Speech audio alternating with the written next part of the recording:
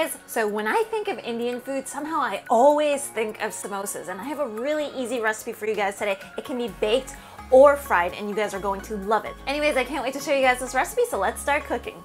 Alrighty guys, so we're going to start off by making the dough for the samosas first, and this makes about 16. So I have 2 cups of all-purpose flour, I have a teaspoon of salt, half a teaspoon of baking powder, half a teaspoon of carom seeds, and you just want to mix that around nice and good. Recipe is going to be all down below, okay? And then a 1/4 cup of vegetable oil, and then finally just about like 2/3 of a cup of water go in. And for those of you who don't know how carom seeds taste, they kind of taste like dried thyme or dried oregano, so it's not too strong of a flavor, but you do want to mix it nice and around so that it gets distributed throughout the dough. And then afterwards, just knead the dough up until everything kind of comes together. If you find that you need more water, just add a little bit more water. Okay, so once it gets to a stage like this, just put some plastic wrap on it and then just let it rest on the counter for about 30 minutes.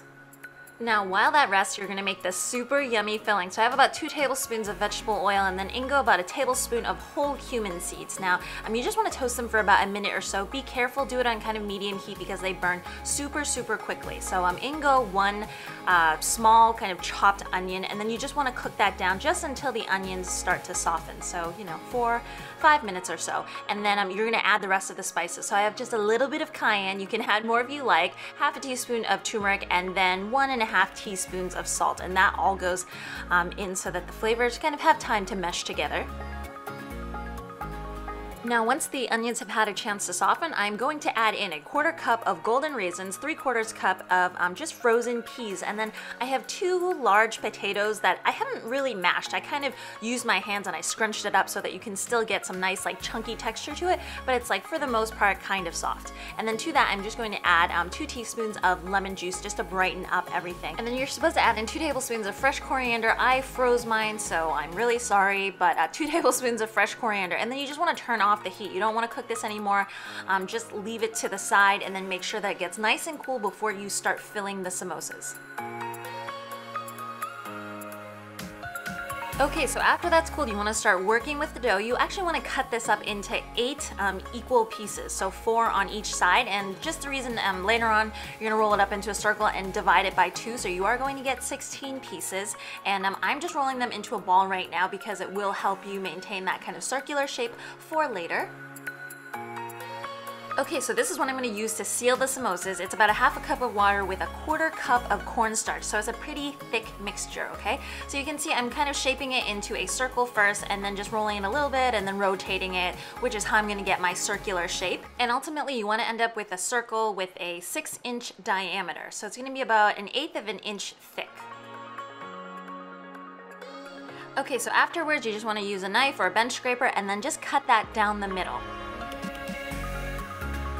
So there is a method to the formation. So after you have them cut in half, you want the flat side to be towards you, and then essentially you're going to make a cone. You're going to fold both sides up. So I'm going to fold this about halfway and then use that cornstarch mixture to help me seal and glue the sides together.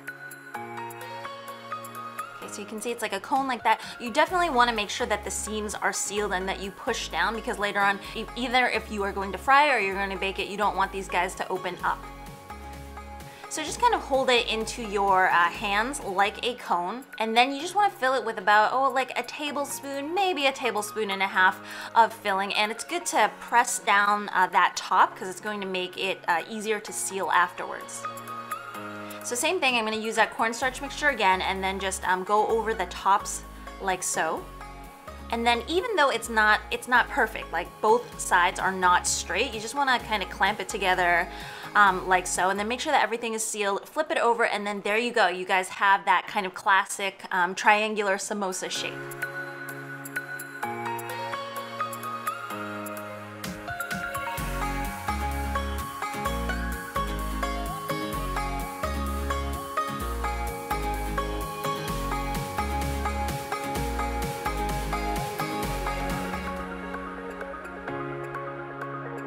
Okay, so that looks about good. Nice triangle right there. So at this point, you're gonna have 16 samosas. Your decision is whether you wanna bake it or you wanna fry it. So if you wanna bake it, I'd recommend brushing that with a little bit of oil, 375, 15 minutes one side, and then flip it over and about 10 to 15 minutes the other side. If you are gonna fry it, I had some extra oil. I usually hate doing this in the house, but make sure it's around 350 or somewhere medium, high heatish.